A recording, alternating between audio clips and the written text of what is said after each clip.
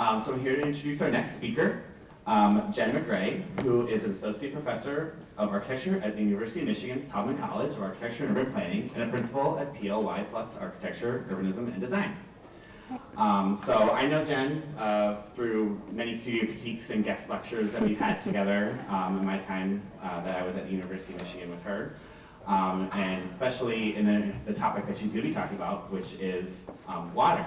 And so Jen's going to present hydrological assets, lessons learned from the Detroit River. So we're going to share lessons learned from one of the most polluted watersheds in the Great Lakes, which is the Detroit and the Rouge River area. So she'll discuss stormwater management through Maigret Studio's Liquid Plain Detroit program and through a project that transforms the outdoor grounds at the Museum of Contemporary Art Detroit. So welcome, Jen. Thank you. Thank you so much. Do I need to use this too? If you want to, but that's just for the video. So. Can everybody hear me fine? Okay, so let's turn this off, and then I can do one mic, not two. Well, welcome. Thank you all for joining this afternoon. We've got the perfect backdrop. It's raining for us. It feels tactic and appropriate for this afternoon's talk. It's also a pleasure. My partner in crime for the first part of this talk is joining us, Maria Arcaro. You may have seen her talk earlier today. There's a couple of shared moments, which I think I'll try to tell different stories about.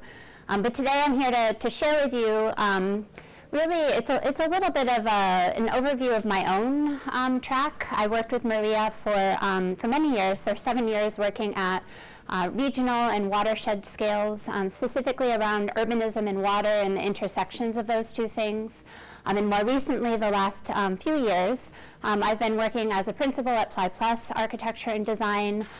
We heard a similar stories from Lafayette not too long ago, but I'm going to try to bridge those scales in terms of how the larger thinking has moved into practice. And so the work that Maria and I engaged in a little bit had to do with us learning about where we were and learning about some opportunities. We started practicing together when we both started teaching together at the University of Michigan about 10 years ago now. And early on, we thought there was a lot of stories to be told through the lens of water and urbanism, and not from a technical point of view, but also from a very strongly cultural point of view. We had a wonderful history earlier today as well from Ryan's talk, so I will just augment some of the things you already learned. It's interesting just to see that Louisiana now has watersheds as a way of managing things, but all the way back to 2001, the National Research Council was noting that one of the most impactful things that we could do would be to change the way that we think about boundaries from political to watershed from these points of view. And so the drawing that you see here, all the kind of gray hatched areas, those are areas of conflict, essentially. The blue lines show us the watersheds. The green lines show us the political boundaries. So those are kind of contested areas where it would take cooperation and collaboration across many municipalities to be thinking about water. And for any of us who've worked through practice or in any other way with municipalities, we know that collaboration is not always the forte of these places. So it's a real challenge when you have to bring many, many more people to the table to get agreement and consensus and to get things done. This is what, I didn't go all the way down the St. Lawrence Seaway, but this is what the Great Lakes Basin looks like if you only draw water. So this is surface water and lake water. And you know, it reveals something that most people who live in this area take very much for granted, which is that it's not just that we have these major beautiful lakes that we have access to, but there's water integrated everywhere, even when we're in the middle of Michigan or any of these other areas. And one of the most transformative aspects of this waterscape is the way that we think about infrastructure. So I'm going to tell the story of that relationship through the city of Detroit. This is an analysis drawing that Maria and I did early on just to try to bring into the same space a lot of the different layers of information that we were coming across. One of the things that our very first summer we spent in a GIS lab locked in the middle of the building, feeling very distant from water.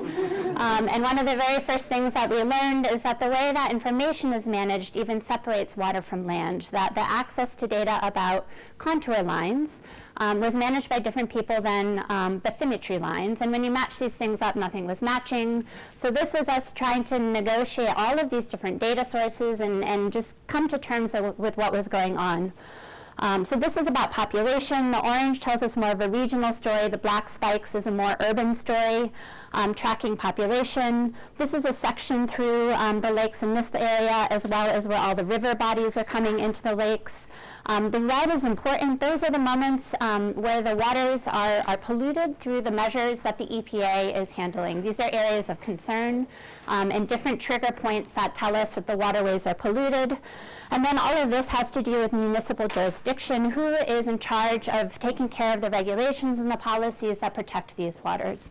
Who are the stewards? Another thing that is sometimes maybe invisible or misunderstood is that the lakes have very different scales in terms of the amount of water and the cycle of the water.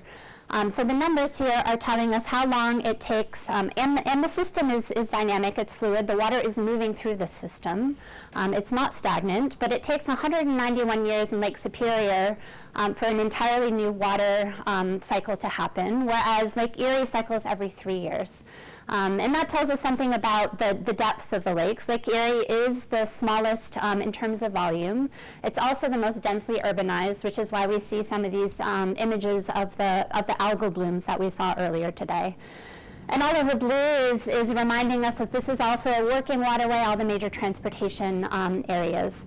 But to think about what we put in and how long it's there is another way to really remind ourselves that we need to be accountable for this landscape, both on the land and in the water. So we're going to zoom into Detroit. The red are the more heavily urbanized areas. And we'll see why that's important in just a moment.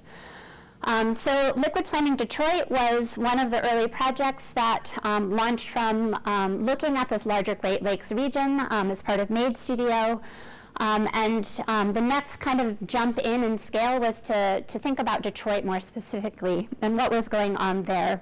And, you know, with kind of, I don't know the right word, but with the intention of looking for design opportunities. So we were doing this from an architectural and a landscape architectural point of view, looking for places that we could intervene and act and participate in this understanding. So this drawing is the beginnings of trying to understand one of the failures that's happening in this zone. We've heard a lot about this. The legacy of combined sewer. So almost entirely throughout the Great Lakes, the method of construction of the wastewater infrastructure was to combine any kind of surface runoff with sewage from houses, industry, and so on. We were looking a little bit at wastewater treatment plants, where they were located, how they were functioning. Again, the red are the urban areas, all the green, these are areas where outfalls, where the system fails and the untreated sewage is being released into the waterways. Maria showed this slide earlier as a way of reminding us that it's a very, very large infrastructural project that this region has constructed. It's a reflection of the investment in the auto industry in large part and the expansion of the region in general. Detroit itself is quite large, over 140 square miles. The wastewater service area is all that block around it. So it's almost 6 times larger than that. And the same with the water service area, although this drawing is a little bit old. Flint is still showing in here. We've all heard the stories of what happened when Flint left this water service system and tried to go at it on their own. But one of the questions that we were getting early on was like, what's the problem? Everybody's left Detroit. Why is there, not enough? Why is there too much demand on the infrastructure system? And it's because it's a regional problem. All of those people are spreading out, but the overall population of the region has been growing while the economic investment has been decreasing, and of course everything is aging all at the same time. And with that spreading comes a whole lot more impervious surface, so there's a lot more water entering into the system at the same time. We also saw this. So this is what happens when you have a conflict of things growing too quickly, not enough money to keep up. The image on the right was from a couple summers ago after a strong rainstorm. That's a highway in Detroit. We have some flooding occasionally too, not nearly the same as what we saw earlier. But for those of us living in and near Detroit, this is shocking because we don't typically experience flooding. So when things go wrong like this, it really is quite a surprise because when we're accustomed to being a little bit separate from our water systems. And then the economics of it have been a challenge too. It's a more complex story, but partly because of the bankruptcy of Detroit and partly because of the way that the services have been managed, affordability rates have really skyrocketed and a lot of people have been left out. Water's been shut off of many, many residents of Detroit. This is a quick look of a little bit how we got here. These are both early images from the beginnings of the sewer system, showing here, and the annexation of properties that turned into what we now recognize as the city of Detroit. You can track the kind of expansion out along with the railroads, along with the auto industries kind of expanding out. In many cases, this infrastructure was put in explicitly to try to support the working population for that auto industry. So everything was happening very, very fast. And the reason why Detroit adopted combined sewer systems was because there were already drawings and already engineering details available from England. And so it was sort of a shovel-ready project. It was something that they could do very, very quickly and implement on the ground to keep up with public health crises that were happening because the population was growing too fast for what was being managed. And then, of course, we know the outcome of this. All these little black dots, these are the outfalls along the Detroit River to the bottom of the city and the Rouge River along the left edge of the city. So there's 33 outfalls on the Rouge and 43 on the Detroit River. And like we heard earlier today, this is a system that fails quite frequently. There's been a tremendous amount of money put into it to try to keep up with it. But when we look at historic images, we also recognize that this is nothing new. This has been an ongoing story of Detroit. There's always been a challenge of infrastructure keeping up with population and the kind of dynamics of the water cycles in the region. The public health crises also impacted other ways of thinking about water or dealing with water, which is to put water underground so that there weren't surface areas, increasing things like cholera. So many of the streams in the Detroit area were buried over time. This is the Savoyard Creek, what it looks like now. This is how you can trace where the stream is under the ground. But there were a kind of network of streams that were above ground at one point. And there is some interest in recovering that layer of water too, to bring legibility and a little bit more visibility and tactility to the city. So there's a number of projects underway. I'm just going to walk through one small project that we were working on to really advocate for a hybrid approach, that there's obviously a need to improve infrastructure. There's a lot of conversations about public space and the quality of cities in Detroit. And so the impetus of this project was really to bring those things together and say we should be spending, when we spend money on infrastructure, it should also service the public good. And the scale of this is enormous. Again, it's not quite caught up to where we are now, but 2014 was a very rainy year. There were almost 30 billion gallons of untreated sewage left into the waterways, which could fill up our Ren Center just about 40 times. So we're talking about a lot of material going into the system. And needlessly so is part of the argument. In dry weather, the system is functioning. We don't have outfalls, we don't have problems there. So it's really, in some ways, requiring a shift in the way that we think about rain and water, not as wastewater, but as a resource. And if we can keep the rainwater into our landscapes and into our cities in productive ways and out of the infrastructure, then we go a long way to resolving some of the pressures on the system. So when we were looking for opportunities, we were looking for a way to kind of zoom in and narrow down the scale, the scope of all of this. It's quite large. You can't design for every single square foot of the city. So we identified two what we were thinking of as prototypical sites. One in the neighborhood that Maria also spoke about earlier today, so you saw some images from Brightmoor. And then a second area, which is called the DeQuinder Cut, which is an old rail line converted to a greenway.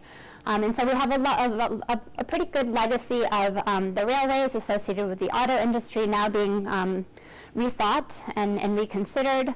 And of course, a lot of single-family residential property that offer very different challenges when you think about water. And then third, I'm going to show you a project that I'm now working with Ply Plus on, MOCAD, which is a museum in the Midtown district of Detroit, and how the water translates through that project. So in Brightmoor, and in residential neighborhoods in general, the challenge is one of fragmentation. We are all, most of us, are living in situations where property boundaries are very strongly registered. We have lots, we have, in this case, lots of single-family homes. And so this is broken up through infrastructure. It's broken up in the way that we build the land and the way that we build our cities. And so for the flow of water, it creates a very fragmented landscape. So what we were looking to do is looking for opportunities for continuity. How can we take a fragmented system and build back continuity from the lens of water? Brightmoor is also an interesting neighborhood. It's relatively small. It was a neighborhood that was developed specifically to provide housing for workers for the auto industry.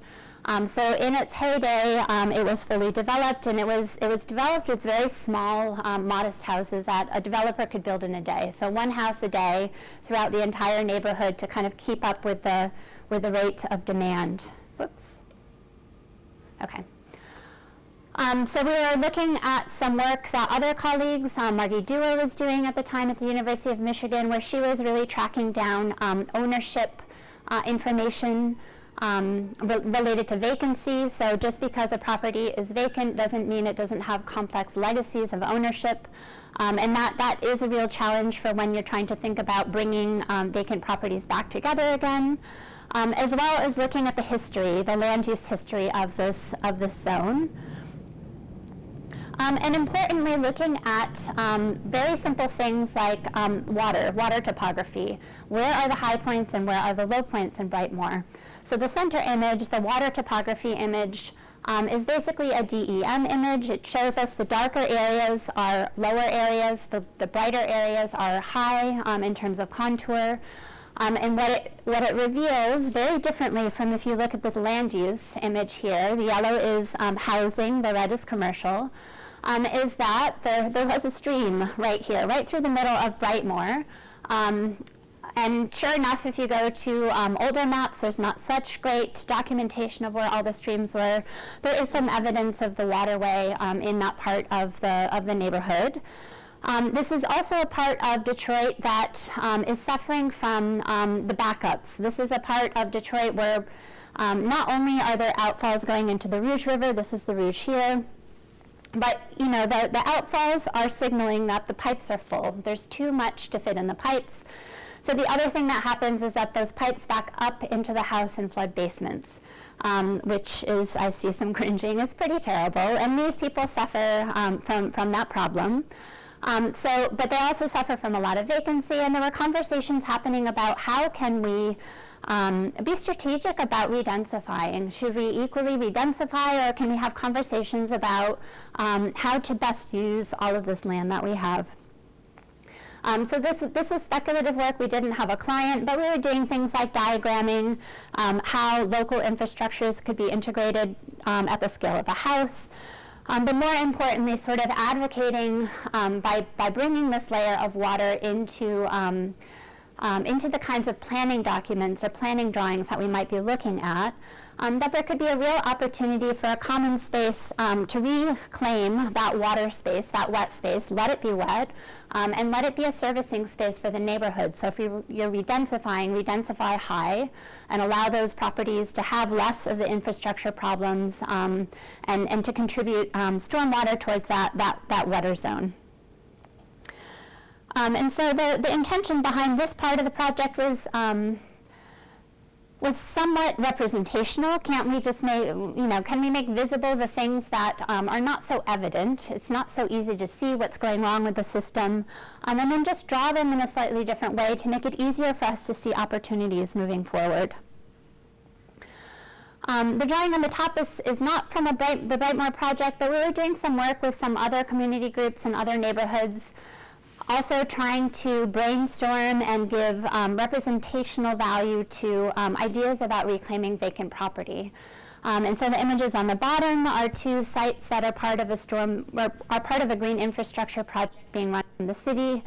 There's a legibility problem in terms of what's there, what you see, and what it's giving back aside from water function.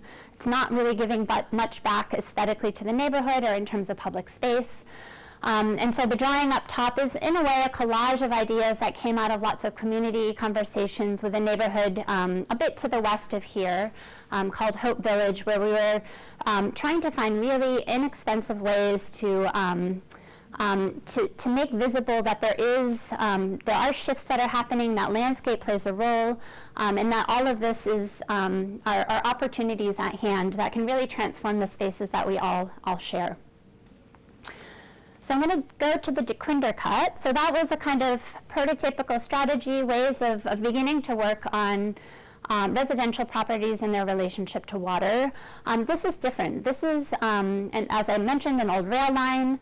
It's a linear system. And so the challenges in converting rail lines to greenways or rail trails or other sorts of amenities to kind of reconnect the city have a lot to do with changing speed and changing connectivity. When the rail lines were built in Detroit, it was to service industry. So you didn't need to stop very frequently. The trains were just trying to get in and out of the city very quickly. And in the case of the dequinder cut, the rail line was depressed. It was cut down into the ground so that it wasn't interfering with surface traffic and stopping the flow of transportation in the city. And so when we were doing the drawings, this portion, actually most of this has been converted into a greenway that's a real kind of central point to the city now. It's come to be loved as a very important space in Detroit. And that was just starting to get underway, and we were trying to make a visual argument that if we're reclaiming these as transportation public spaces for walking and biking and connectivity, that we should also be thinking about them as water spaces and do two things at once. So we started looking for opportunities for stitches along the dequinder cut. How can you get in and out of the system much more frequently? Because if you're walking or on a bike, you don't want to wait for 5 miles before you can get out of this adventure that you're about to have. So these drawings are looking at land use and imperviousness, and the left-hand side is basically calculating how much water are we talking about that would be going into this cut and that we would need to manage. And then the right-hand side is looking for opportunities for water and public space to link together. So we identified 4 sites along the length. There's a lot more opportunities than that, but this was a way to showcase some different moments along the way that we really thought that water and public space could be paired together. And so the top one is at Edison Public. It's a school, and along this site there was future plans to develop those into ball fields for events and for competitions and so on. The school is this kind of gray impervious moment in the middle, and the dequinder cut is the line down the center, and on the left of the drawing was an urban farm that was just getting started. And so we kind of grabbed the long cross-section of that, and we're developing pretty simple strategies, ramping systems so that you could get out of the dequinder cut up into the school, extending the grounds as platforms so that the events of the school could reach out and look over the dequinder cut over to the urban farm. And really, with pretty simple means, trying to advocate for the addition of this outside space as both a linkage for public events, but also educational space. The second site down, Eastern Market, is probably one of the most loved places in Detroit. It has a beautiful farmers market every Saturday. It's a very vibrant, densely populated moment where people from all over the city and the region come to access this space. So it's a very lively and still functioning. It's still got butchers and a range of different venues that are kind of a working space as well. So in this space, the challenge was different. It had more to do with managing water that probably wasn't very clean because it's washing off of lots of working spaces, and then layering it enough by the time that it gets down towards the Dequinder Cut, it could be something that people could interact with or at least sort of cohabitate with.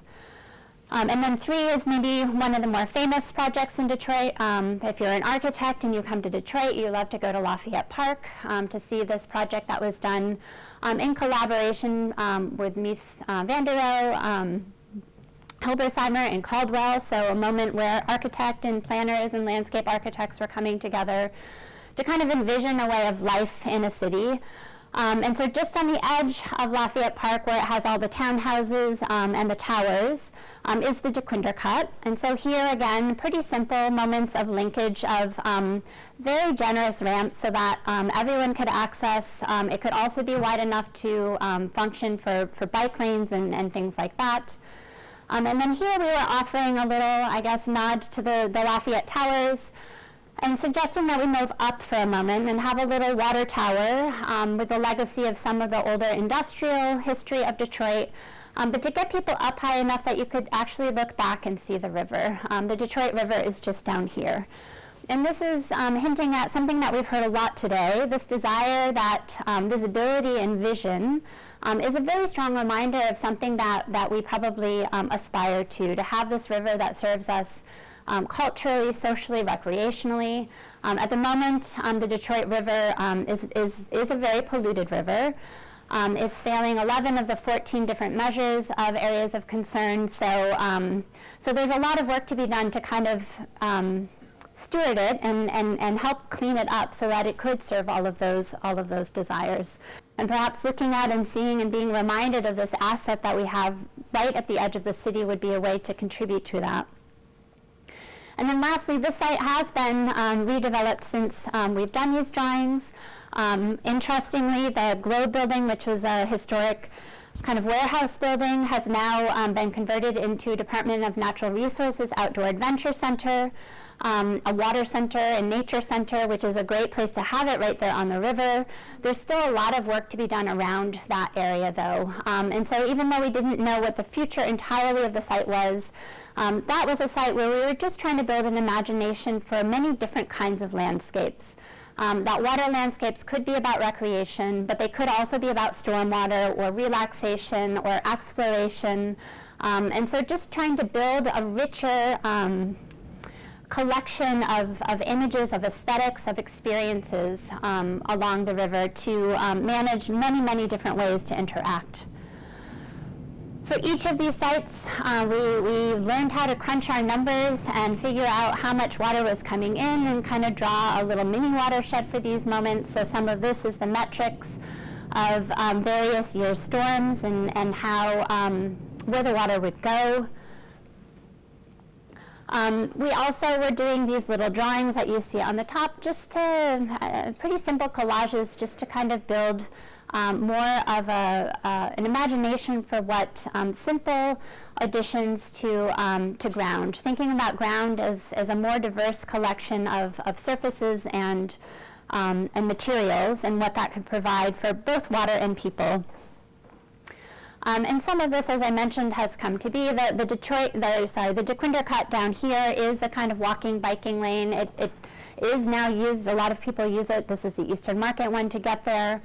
But more than anything else, we were really also trying to advocate for connectivity, because at the moment, there are a few connections in and out, but I would argue the Dequinder Cut, even though it's been incredibly successful, is still a little bit stronger in its linearity than its connectivity. There's still some more connections that could be built along the way.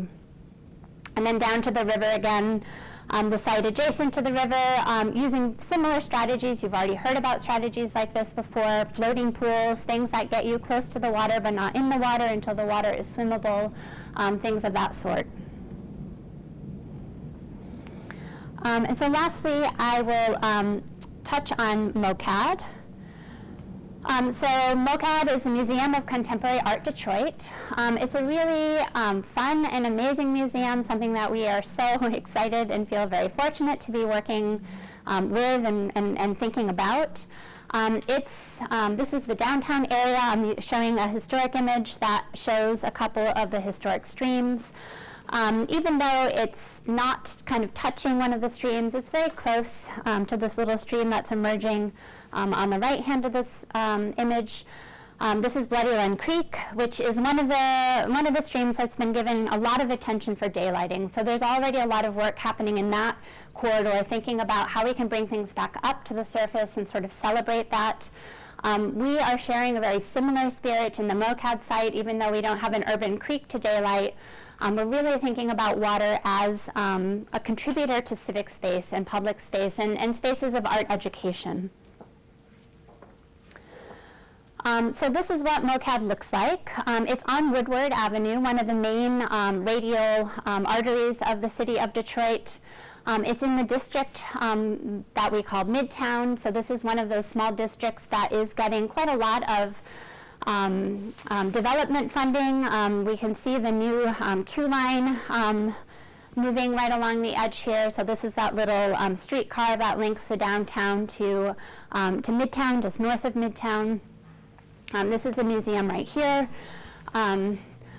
It is also a kind of exciting moment as an architect. It's an Albert Kahn building originally. It was originally a Hudson showcase, so it used to be a showroom for cars and have a little kind of garage on the back for fixing the cars. Woodward was the first highway in the U.S., so this was a road that was developed by the auto industry to basically kind of parade the cars down and show us all how glorious the future of cars is going to be. So there's a lot of different histories wrapped in this little site, and then I think importantly the mission of MOCAD itself is to really broaden definitions of what we think of as art and how we think about our engagement with it. So they do a lot of programming and a lot of work with contemporary artists, but a wide range of artists that wouldn't necessarily typically be found in museums. So they're also trying to open up what we think of as a museum space. This is looking at it from the other side. Woodward is now up on the kind of top right portion of the image. And this is the scope of the project that we're working on. There's quite a lot of site work to be done. This is actually one of the art installations. I can go back. This is another one. The Everything is Going to Be All Right is a Martin Creed installation. That's a neon sign that will continue to be part of the project. This little house down here is the Mike Kelly Homestead, which was a project. He grew up in the suburbs of Detroit, and it's a little bit hard to see. There's a little portion of the house that works like a trailer. It pops off and it drives around, and early on he was doing kind of photographs, sort of critiquing or speaking to the white flight, bringing it back to the city. And they use it now for a lot of youth education. So it's working more as a kind of arts lab. The lawn space is an important space because part of what Mike Kelly was trying to do was trying to remind us of this suburban image and critique it a little bit. So the lawn and the shrubs and all of the things that were part of the suburban home are reenacted here now in the middle of Detroit. And so the things that we're sort of adding to the mix, we're adding a stage. They do a lot of music events and public programming outside. The Grove, we're adding trees. We all just heard about how marvelous and magical trees are. We're going to try to bring some back to our site. And the mural. We're trying to resist calling parking because what we really want it to be is flexible space that sometimes you happen to have a car on, but many other times you're doing something else with. So in order to kind of activate the site, we're turning the building around. Right now, the entry to MOCAD is here. We're adding a new element, cutting a new hole, the canopy, so that the museum can kind of flow between its relationship to the city on the Woodward side and its relationship to landscape on the canopy side. And then we're re-adding a windshield, a nice big showroom window, one of the original openings, back to Woodward, because those have all been filled in since, and it has a very strong as opaque. It's almost entirely solid on Woodward, which happened in a kind of defensive moment in the evolution of Detroit. But Woodward is kind of vibrant and thriving again, so we're going to take advantage of that and let people see what's going on in this museum. It's a little bit light. I won't spend much time on this. It's saying something very similar, but starting to think about patterning and openings. You can see a little bit of the inside. This space can now be used for arts programming. Right now, it's mostly the kind of entry space and shop. In the middle space, they have cafe and a bar for certain events, and this is the primary gallery space as it stands. So we're doing things like looking at patterns and materials and systems that can transform the way that we think about that surface into a mural, not just parking, but that it can still serve for parking when we need it to. Again, a little bit light, but doing things like signaling with the patterns, directions for driving and drop off at the canopy, that are visible when it needs to be, but also could be understood as a larger plaza pattern when the cars aren't allowed in. And all of this is party space for the music events happening or the celebration of the Homestead and so on. And so the idea is that this is constantly changing and transforming between a more pedestrian public space and also during operating hours, allowing for some parking as well. So part of what we're doing is just helping them understand the programming of this. Where do food trucks fit? Where do the restrooms go? They have a summer music festival event where they do bring in venues and they host various size concerts. So we're trying to help them understand how that happens when they have an event that has 50 people versus 500, and just making sure all of the flows are working.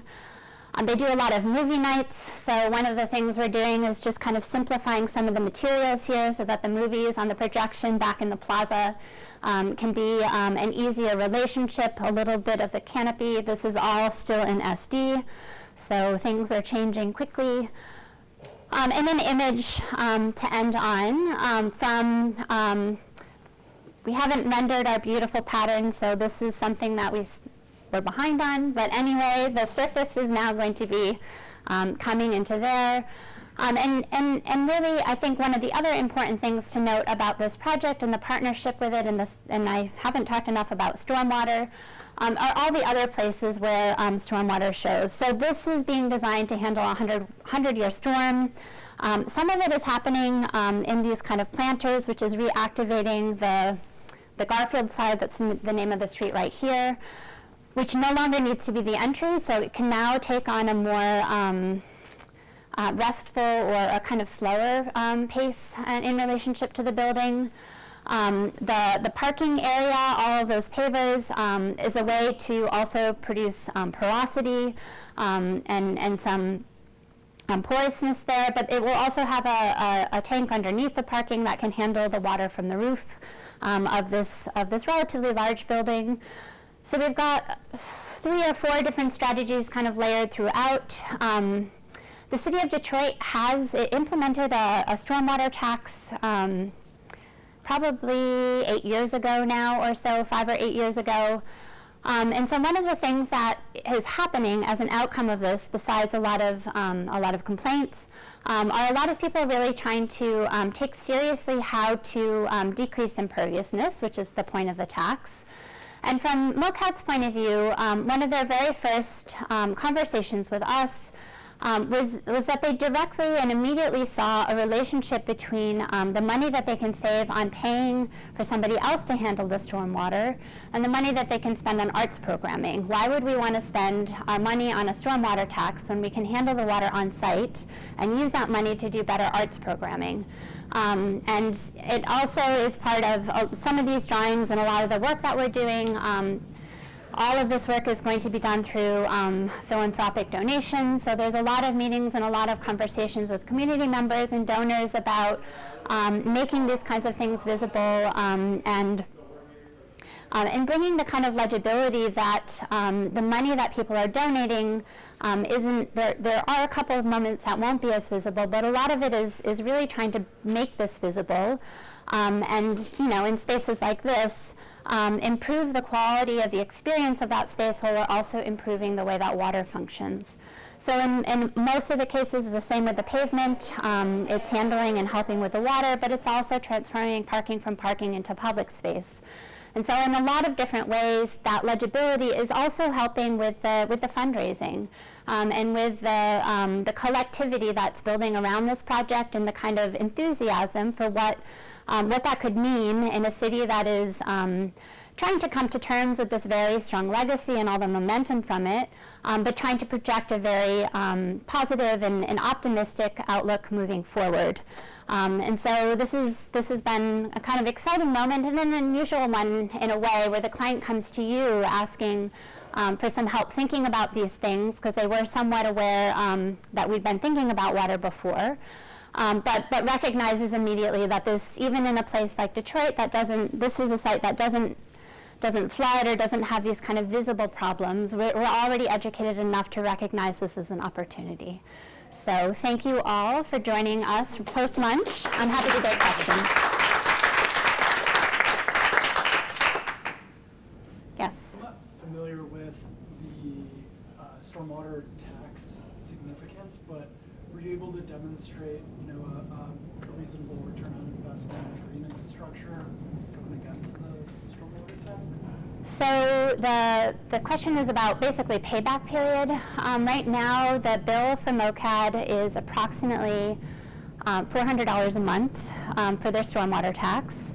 The rates are in flux. There's a little bit of debate about if they'll go down, if they're going up. So there's a kind of ongoing conversation, let's say, about what those rates should be. So the payback period literally is, I think it's between 15 and 20 years. I can't remember exactly. But on a project like this, it is a little bit unique because it's philanthropic and because they're doing fundraising to get a big capital project and do it all at once. It also changes the mindset because for an institution like this, they can do a series of events and raise enough money to do the upfront costs once. Whereas if you go back later and ask the donors, hey, we need some money to pay our stormwater tax, it's not such a sexy proposition. So, you can put these big planters, and of course they'll probably have everybody's names everywhere on them, and that's okay. But it's a way of getting people excited about the possibility and getting a lot more done early on than you probably would be able to do if it were, if the economics were driven in another way.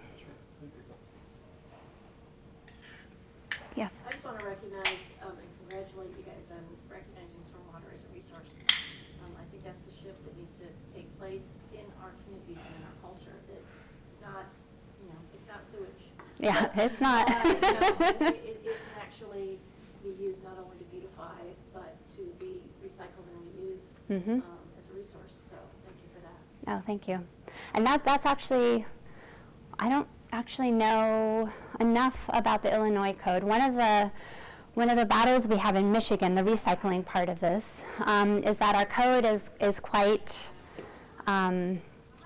ancient in terms of how we think about reusing water. So there hasn't been a history or a legacy of proving that gray water is a resource. And so it goes against all of the code. It violates codes in all sorts of ways if you want to try to reuse gray water.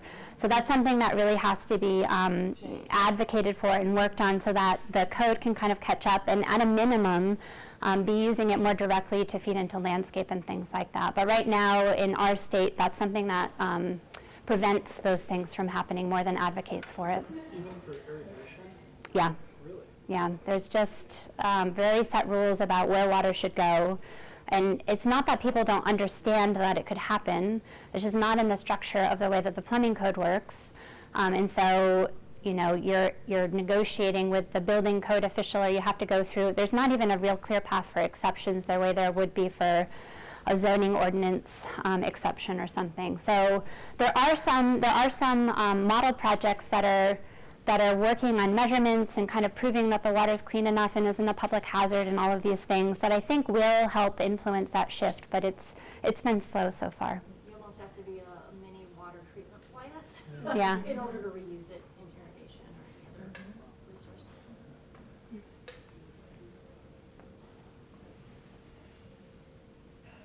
Okay. Oh, that's fine. Otherwise, we can stretch a little bit before the panel. I thought it was really interesting that, I mean, you did get this project, and so you were able to apply stormwater management as part of kind of the socially interactive infrastructure. Mm-hmm. And this is just the beginning. I mean, I think architects across the field will find these opportunities more and more in schools and hospitals, in gas stations. Can't wait for it to happen to gas stations.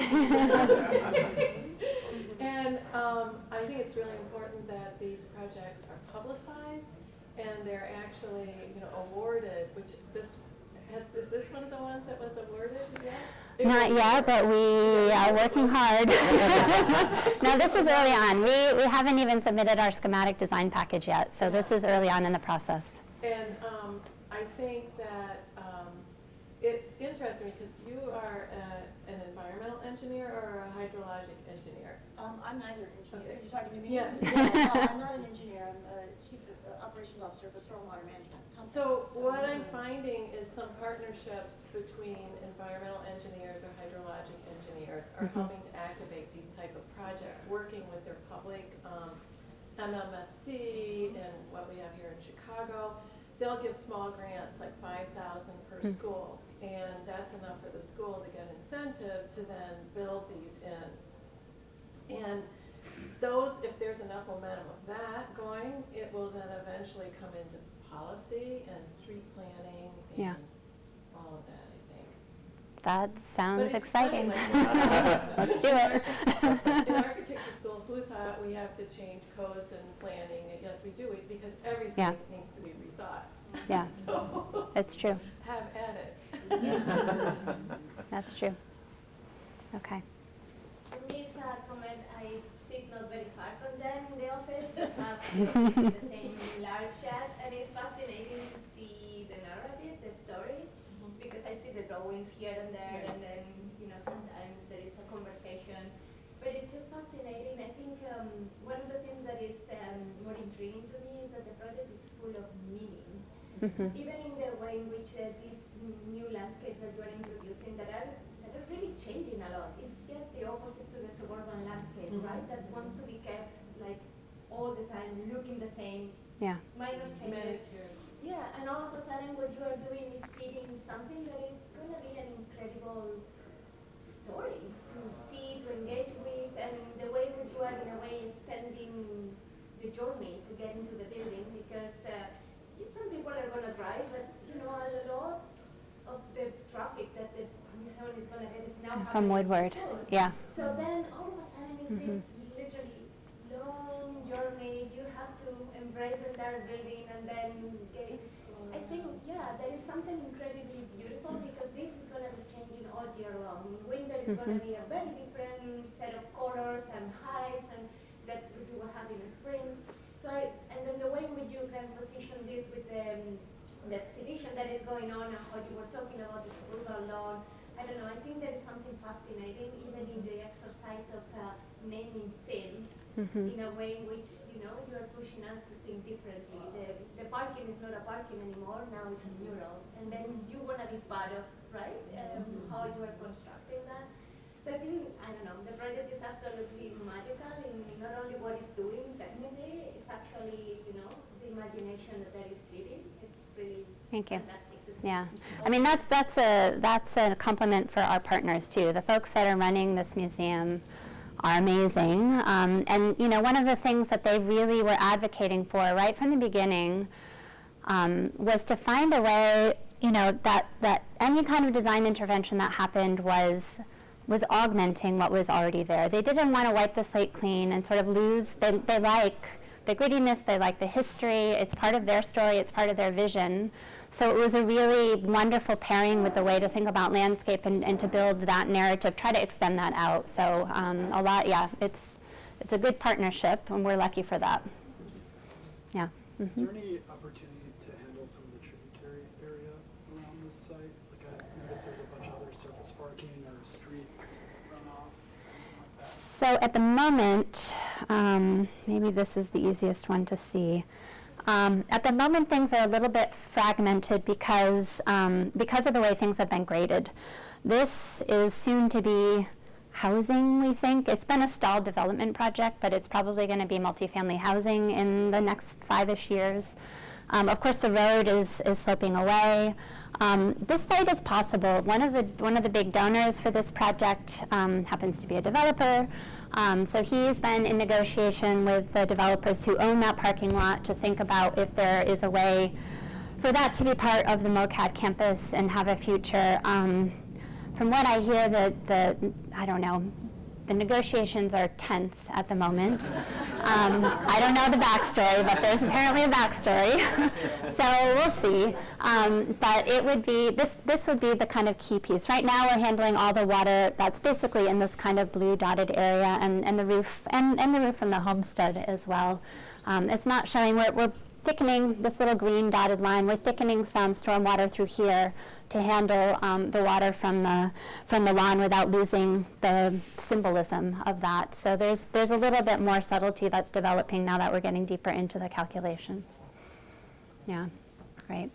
Well, thanks again for everyone to join. Let's take a stretch.